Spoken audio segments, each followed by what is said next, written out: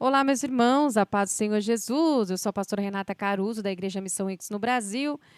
Novamente com você para mais uma leitura cronológica da Bíblia em um ano. E hoje, dia 4 de outubro, nós faremos a leitura da introdução do livro de Ageu e, dando sequência, os dois capítulos de Ageu. Ageu só tem 2 capítulos, tá bom? Então, nós faremos a leitura da introdução e desses 2 capítulos no mesmo vídeo, tá bom? Então, vamos lá. Introdução do livro de Ageu. Os lugares de adoração são um problema. E o problema não parece ser arquitetônico. As grandes catedrais góticas que dominam o cenário de uma cidade não garantem que a adoração a Deus predomine naquela cidade. Choupanas de madeira sem pintura caindo aos pedaços e precariamente montadas numa planície e não garantem uma comunidade de santos humildes vestidos de sarja.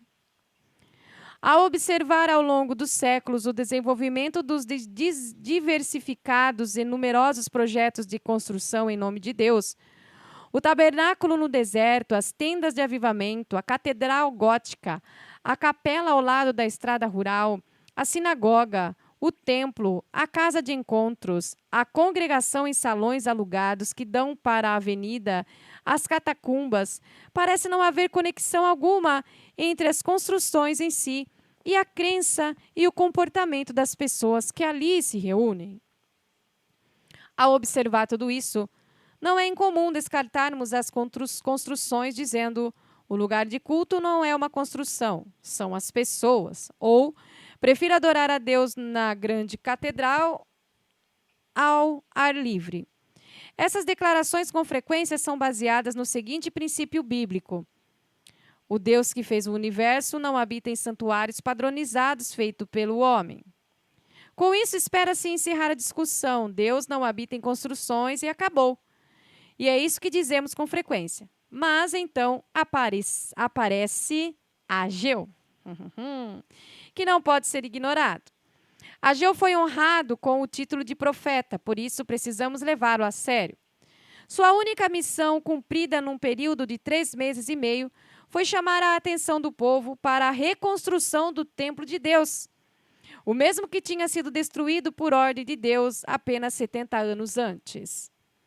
Comparado aos grandes profetas que pregaram o arrependimento e a salvação, a mensagem de Ageu não soa muito espiritual.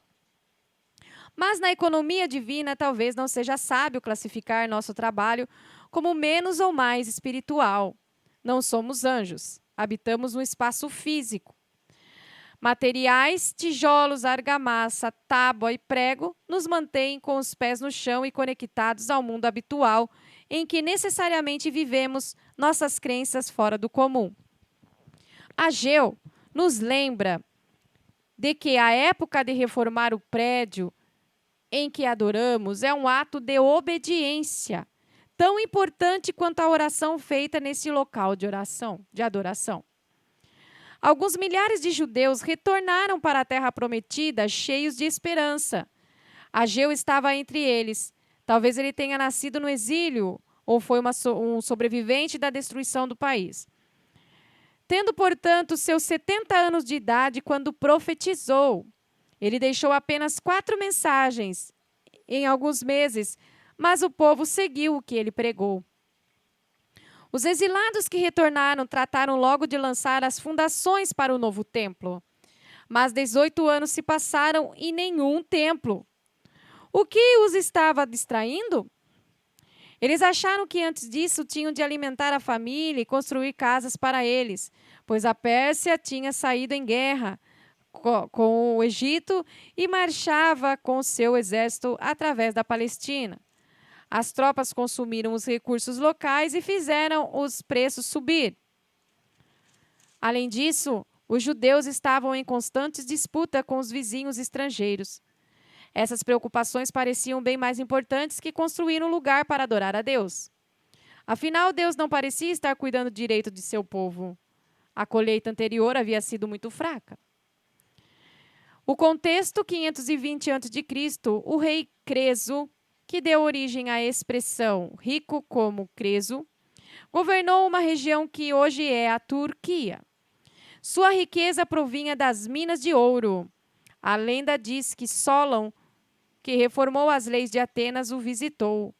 Creso exibiu suas riquezas e perguntou a Solon se ele não era o homem mais feliz que Solon já havia encontrado. E Solon respondeu: não considero nenhum homem feliz até sua morte. Mais tarde, Ciro da Pérsia, o rei que permitiu aos judeus exilados retornarem a Jerusalém, ameaçou atacar o reino de Creso. E este perguntou ao oráculo grego de Delfo se deveria lutar ou render-se. O oráculo respondeu: se Creso for à guerra, destruirá um grande império. Então Creso foi para o campo de batalha e Ciro o derrotou, e o império de Creso deixou de existir.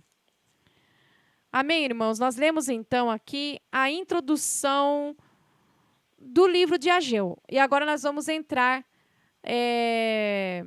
aqui na leitura mesmo do livro de Ageu, tá bom? Então vamos lá. Ageu, capítulo 1.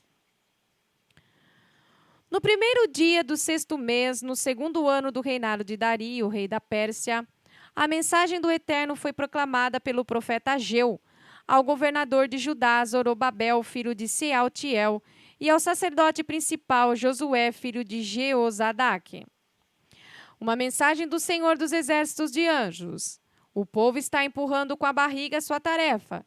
Eles dizem que não é o momento certo para que eu reconstruir meu templo, o templo do Eterno.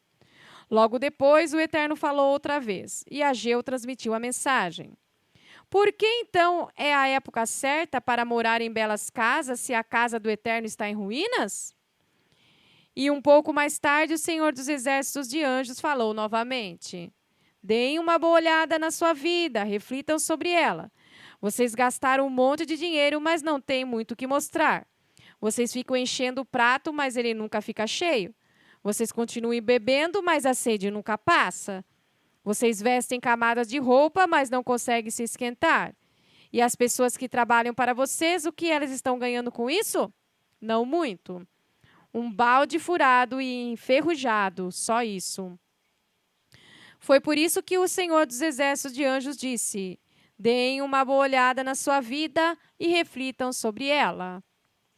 Então o Eterno disse: aqui está o que quero que vocês façam. Subam aos montes e cortem madeira.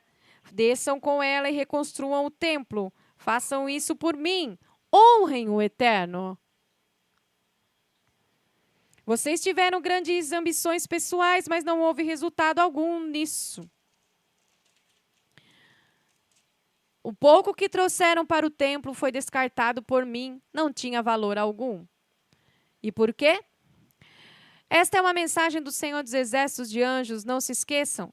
Porque enquanto vocês correm por aí ocupados em cuidar da própria casa, minha casa está em ruínas?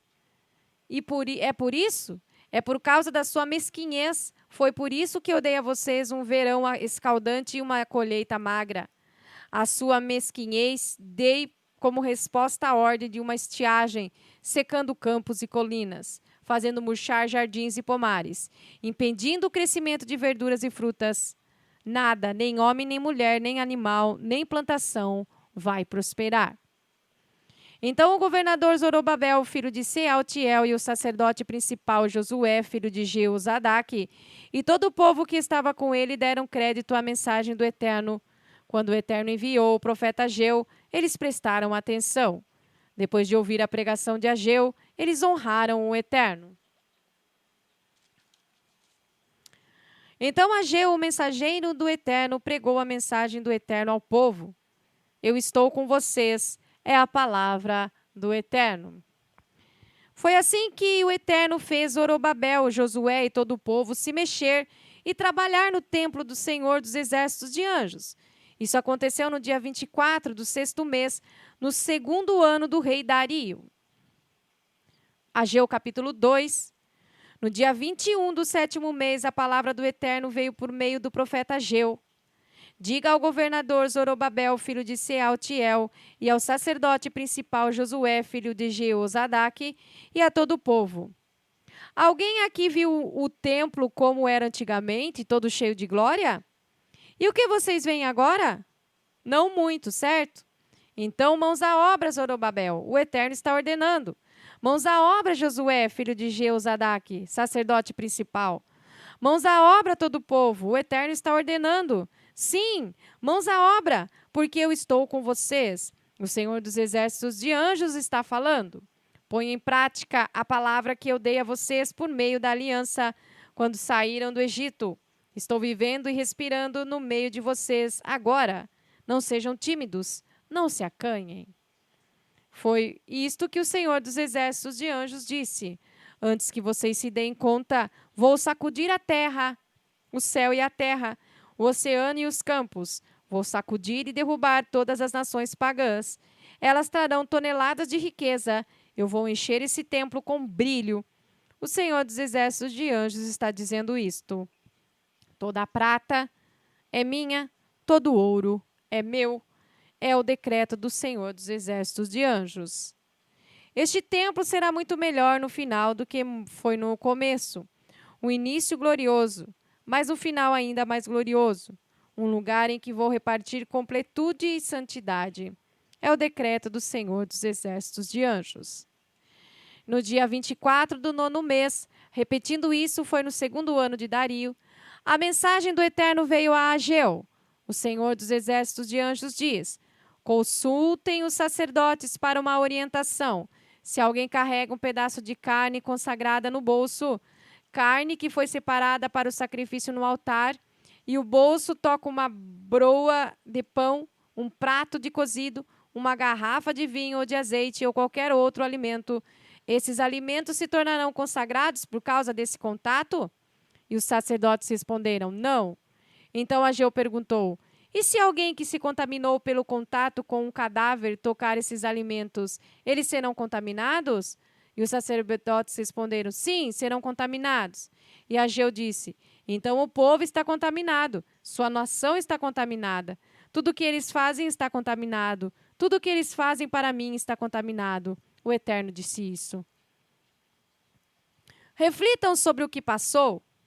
Antes de vocês se disporem a assentar os fundamentos para a reconstrução do templo, como foi que as coisas aconteceram entre vocês?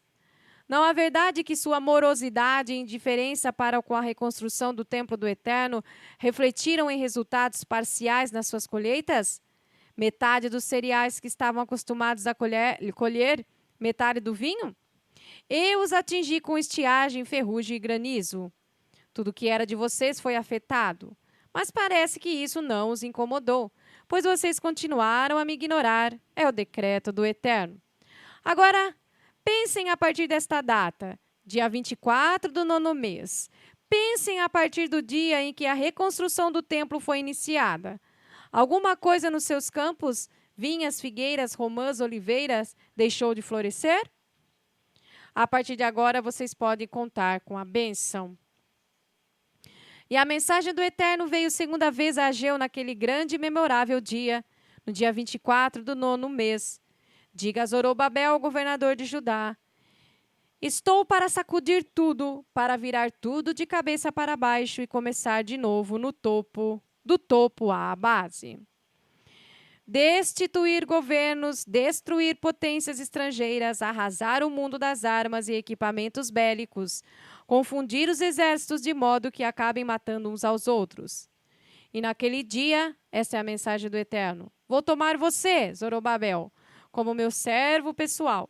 Você será como anel de selar, o sinal da minha presença e autoridade soberanas. Observei o campo e escolhi você para esta obra. É a mensagem do Senhor dos Exércitos de Anjos. Amém, meus irmãos? Somente até aí. Fique conosco até a próxima leitura. A paz do Senhor Jesus.